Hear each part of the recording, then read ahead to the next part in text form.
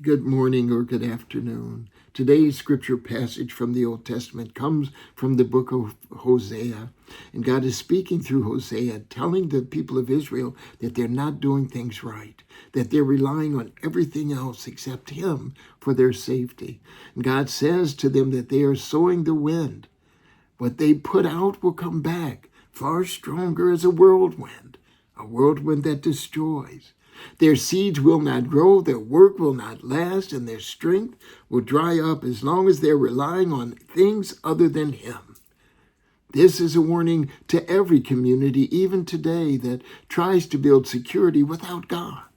When we trust in alliances that do not honor the truth, when we trust in wealth that does not serve the poor, when we trust in power that does not respect the weak, we are sowing the wind. The harvest will not be peace. It will be ruin. The Lord will not let go all of this unaddressed. Yet even in the midst of this warning, Hosea carries a deeper truth. The Lord still remembers His people. He does not stop speaking. He does not stop correcting. He does not stop loving.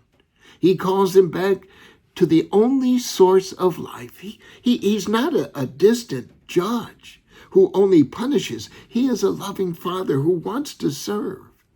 He's the one who can turn a whirlwind back into light if only they would return to Him.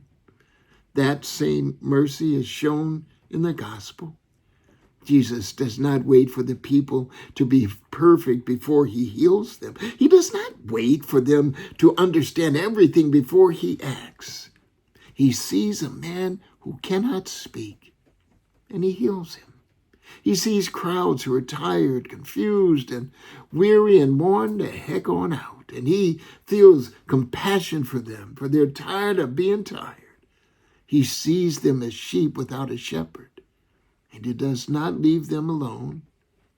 Jesus tells His disciples that the harvest is great, but the workers are few. This is not a promise that everyone will be saved without effort. It is a call to those who are listening. It is a call to pray, to serve, to go out, to speak, to heal, to feed, to love, to teach, to forgive. The Lord of the harvest is God, but He uses human hands to bring in what He has planted. For our community that values the work of the family, the strength of the neighbors, and the power of the church, this is a call to see ourselves as workers in a community that we belong to. Not just as people who come to a building for an hour and then scatter, but as people who carry the harvest, the Eucharist, the love of God, our community into the streets, into the homes, into the places where people are hurting. We are the ones who are to pray for more workers and to evangelize so that they can become those workers themselves. Hosea shows us the danger of sowing the wind. Jesus shows us the power of sowing mercy. The wind brings a whirlwind that destroys. Mercy brings a harvest that feeds. The whirlwind leaves a people empty, but mercy leaves people full. The whirlwind separates us from God, but mercy brings us back to Him. Today, the Lord invites us to choose. Will we sow the wind, chasing power, wealth, and shortcuts that do not honor Him? Or will we sow mercy, justice, and love, trusting that the Lord will bring a harvest that lasts? The harvest is great. The workers are few. But God is ready to send more. He is ready to send us. Let us then stand together in this moment of truth and trust, remembering that God is near. Jesus is merciful, and the harvest is ready. We have heard the warning. We do not sow the wind without consequences.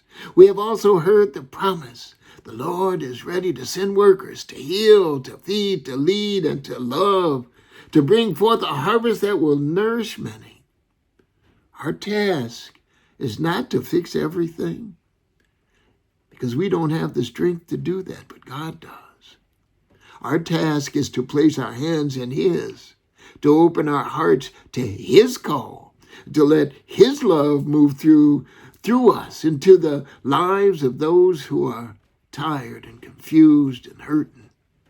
We are the ones who are to carry peace, to speak truth, to stand with the weak, and to be the hands that bring mercy into the world. So let us lift our voices with humility and hope and ask and expectations. Lord, what are we going to do today